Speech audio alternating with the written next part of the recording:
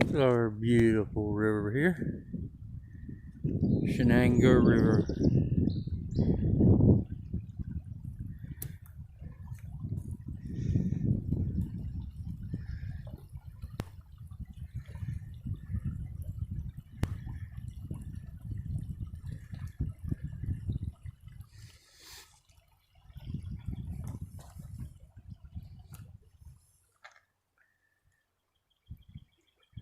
You turn this part into a designated trout stream, which in my opinion is horseshit.